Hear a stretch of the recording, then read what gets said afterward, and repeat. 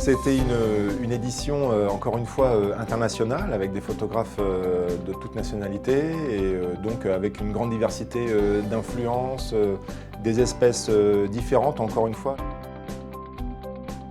On est resté à peu près 600 photos sur lesquelles on est arrivé à débattre tous ensemble autour de la table pendant ces 2 journées. Encore, on a pu voir un peu le haut du panier, c'est vraiment des photos d'une grande qualité. C'est aussi très varié pour le coup. La catégorie oiseaux dans son environnement, c'était une catégorie assez riche, où il y a eu beaucoup de photos qui ont été entre guillemets finalistes. On a pris pas mal de temps à départager. Le palmarès, il est assez éclectique. Bon, le Grand Prix, c'est un Français, mais tout le reste, c'est des photographes étrangers. C'est une catégorie, effectivement, où on retrouve beaucoup de styles d'images. Il y a un moment, il nous a fallu faire un choix. C'est un choix qui nous semblait raisonné parce qu'il y avait une mise en scène, parce que le photographe avait en même temps fait une démarche pour aller chercher sa photo. Ce sont des mouettes tridactyles en fait, qui sont sur un nid. C'est ce que nous explique le photographe parce qu'on ne le voit pas sur la photo, mais il est à l'intérieur, les mouettes sont à l'extérieur. Et en fait, il a visiblement bien préparé sa photo parce qu'il raconte qu'il a pu étudier le comportement des mouettes. Ce sont des photos qui sont relativement simples à préparer. On a en plus une vitre qui coupe quand même relativement le photographe de l'oiseau en lui-même et qui va faire en sorte qu'on ne va pas déranger l'oiseau en faisant la photo. Il n'y a pas besoin d'avoir des gros télés, il n'y a pas besoin d'avoir des appareils photo ultra complexes pour arriver à faire des images originales en tout cas.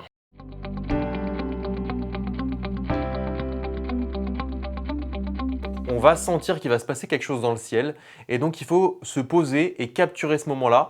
Ça se trouve, on ne sait pas, mais ça se trouve qu'il a fait des centaines de photos à ce moment-là et que parmi elles, il y a eu une photo qui a créé cette forme d'oiseau dans le ciel. La grande particularité des étourneaux, c'est qu'on peut les retrouver par milliers d'individus et il n'y a jamais aucune collision, ils arrivent à voler parfaitement.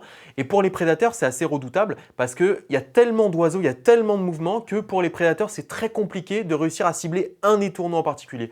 Et c'est une technique qui est prisée par beaucoup d'espèces d'animaux et les étourneaux en font des spectacles. La photo est aussi très bien cadrée, l'oiseau est très bien positionné au centre, il est très bien visible, ressort bien. Donc non, c'est une très bonne photo. Et une photo, oui, chanceuse, mais une très bonne photo.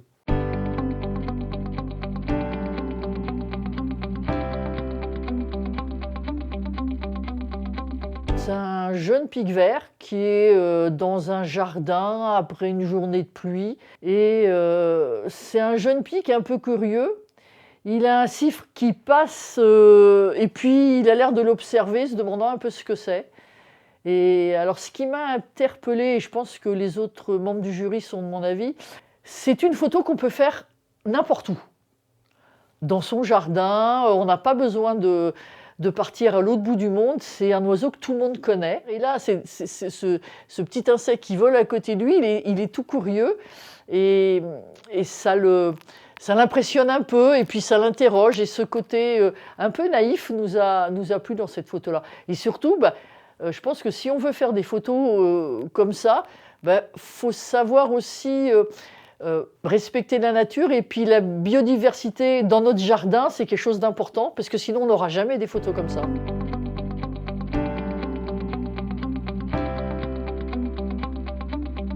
Ce premier prix représente un bécasseau variable avec une ambiance très sobre, avec des teintes assez froides, avec un sujet qui est bien présent. Le bécasseau variable, un petit limicole qui est très commun globalement sur nos côtes européennes, notamment en baie de Somme par exemple, qu'on peut croiser fréquemment. Et rappeler justement que la vie et les oiseaux, ils sont tournés autour d'une activité principale, c'est l'alimentation. Alors c'est une photo qui peut être assez classique dans la composition et la technique, mais qui est techniquement très bien réalisée. Pas faire rester en affût, mais il va falloir s'allonger dans la vase ou les sables et attendre par exemple que les oiseaux viennent vers nous au moment de la marée. Donc ça nécessite quand même un peu de préparation, de connaître les lieux et ensuite après de tirer ce moment qui est vraiment pour le coup c'est un instant qui est très fugace, de tirer comme ça un verre du sable. Donc ça demande évidemment aussi un peu de chance et un peu de préparation. Et au niveau technique, c'est vraiment très bien réalisé.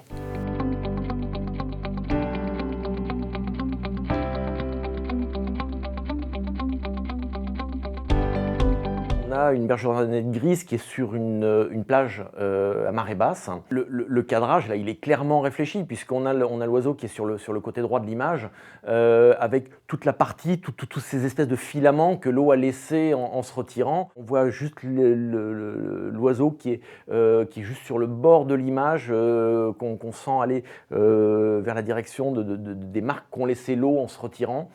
Et c'est une image que je trouve très poétique en même temps, qui a un petit côté mystérieux, un petit côté mystique en même temps. L'image, elle laisse vraiment une grande part à la nature. Il y a l'oiseau, il y a la nature, il y a tous les méandres qu'a laissé cette eau. Et il y a ce côté, je l'ai déjà dit, mais ce côté très graphique qui ressort.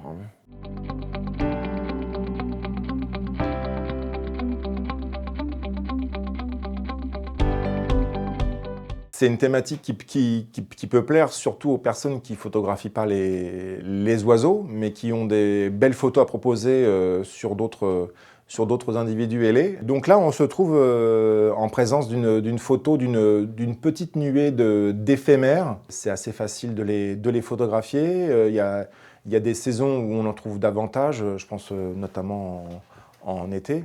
Ce qui nous a plu dans cette image, c'était qu'elle ne représentait pas une espèce en particulier, mais qu'on pouvait voir plusieurs spécimens dans un environnement un peu isolé, avec un rendu assez pictural.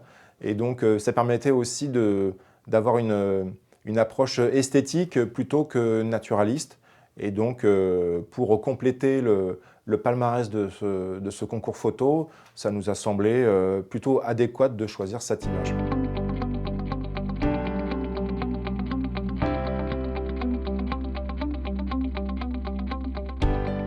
On est sur une photo qui a un petit impact émotionnel.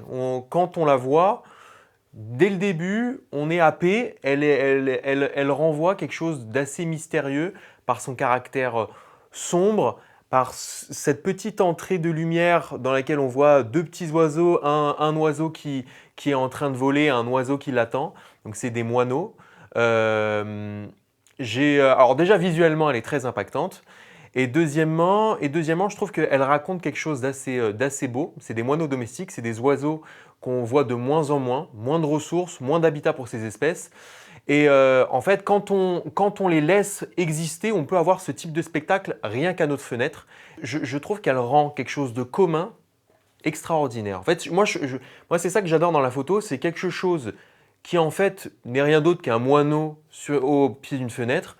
Et par l'intermédiaire de cette photo, on rend cet instant directement magique en fait. Et donc moi c'est ce que je recherche dans la photo, c'est rendre ce qui paraît ordinaire extraordinaire.